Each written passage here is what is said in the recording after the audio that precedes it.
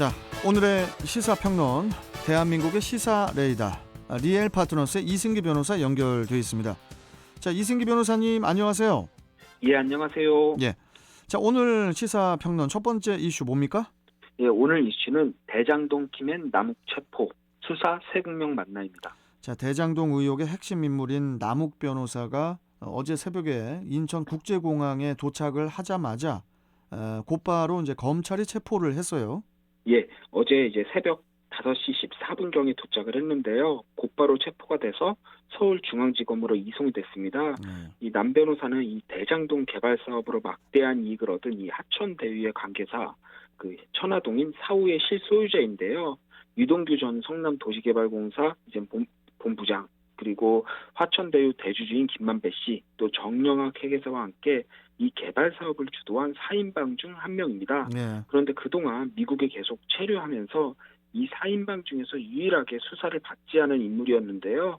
그렇다 보니 이 남 변호사의 귀국, 이 대장동 의혹의 마지막 퍼즐이 맞춰졌다라는 이런 말도 나오고 있습니다.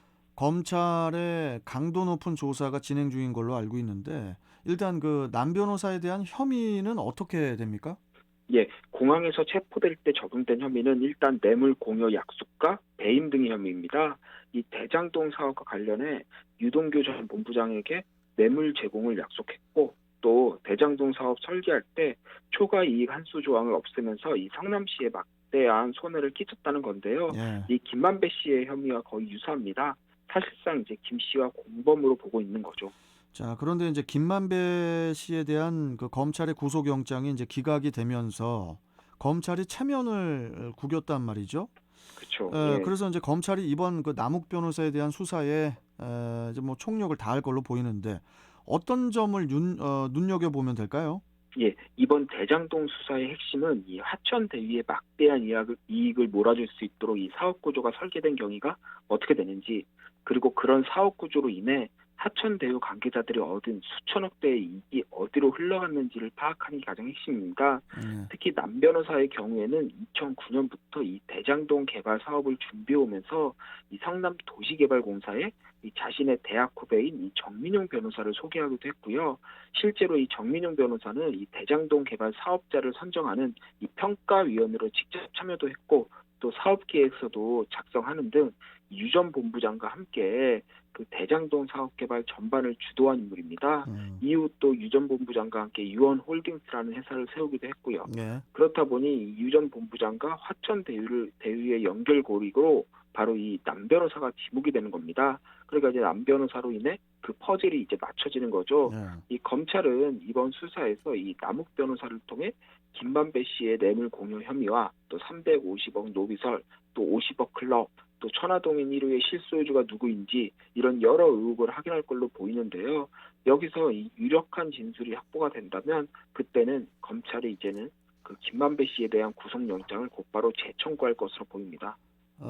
체포 시한이 이제 48시간이라 검찰이 이르면은 이제 오늘쯤 구속영장을 청구할 것으로 보이는데 어떻게 보십니까?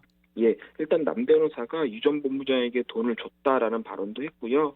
미국 도피 의혹도 있는 만큼 영장 청구는 이제 자연스러운 수순으로 보입니다. 네.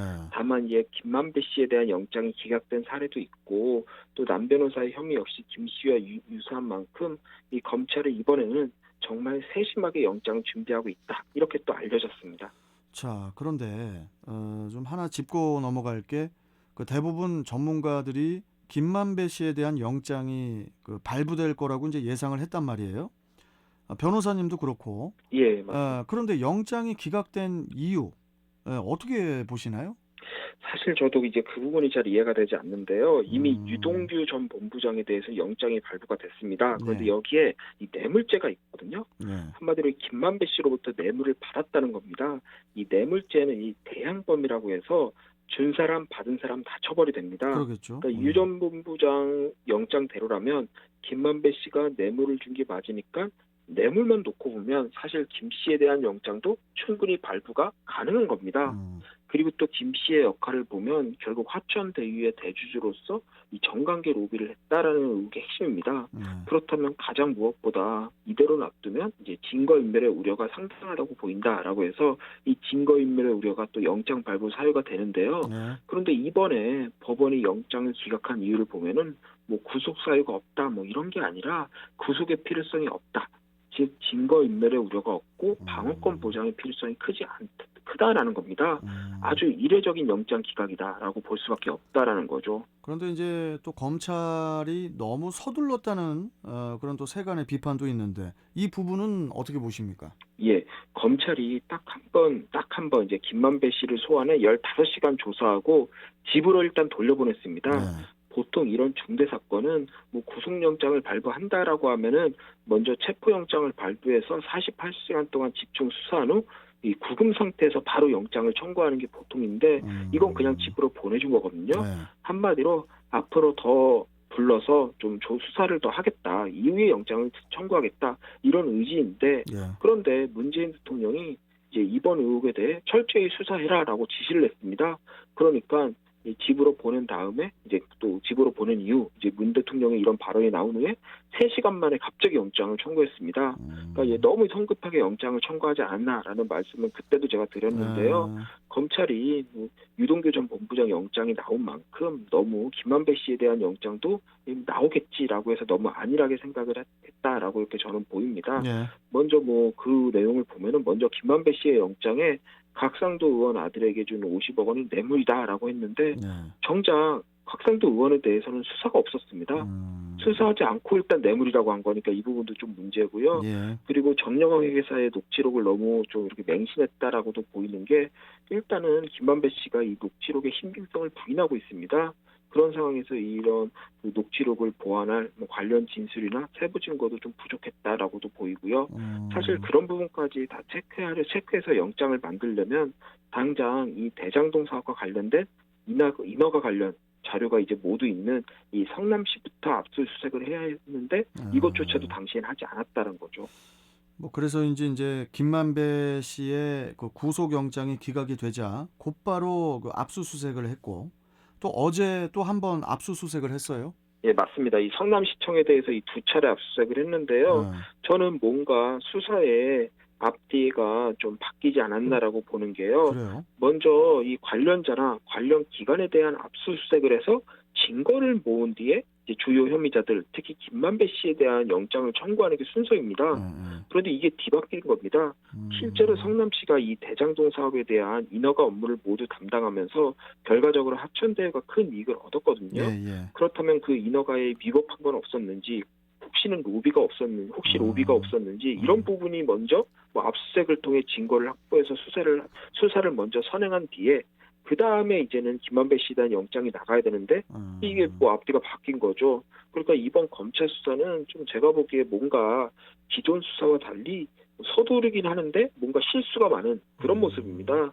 그리고 어제까지 해서 2번의 성남시청에 대한 압수수색이 있었지만 그 최종 인허가 서류에 서명을 하는 이 시장실과 또 이를 보좌하는 비서실이 빠졌습니다.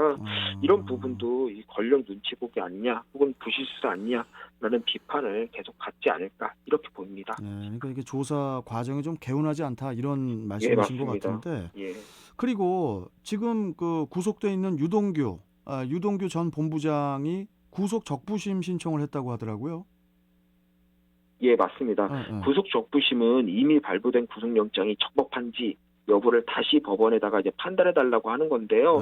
지금 유 전 본부장 측에서는 뇌물을 받은 적도 없고 컨소시엄 선정 때에 이 조작이나 초과이익, 환수 조항 삭제 같은 이 배임 행위도 없었다라는 건데요. 이는 이 김만배 씨의 구속영장이 기각되면서 이 검찰 수사가 흔들리니까 그 틈을 노려서 뭐 좀 다시 한번 이 혐의를 한번 다시 판단해달라 이런 걸로 이렇게 보입니다. 네. 참 이 대장동 의혹이 정치판을 뒤흔들고 있는 이런 상황에서 핵심 키맨이죠. 남욱 변호사까지 이제 귀국을 하고 앞으로 검찰 수사가 어떻게 진행이 될지 계속 또 지켜보도록 하겠습니다. 자, 오늘 말씀 여기까지 듣죠. 고맙습니다. 예, 감사합니다. 네. 자, 시사평론가 리엘파트너스의 이승기 변호사와 함께했습니다.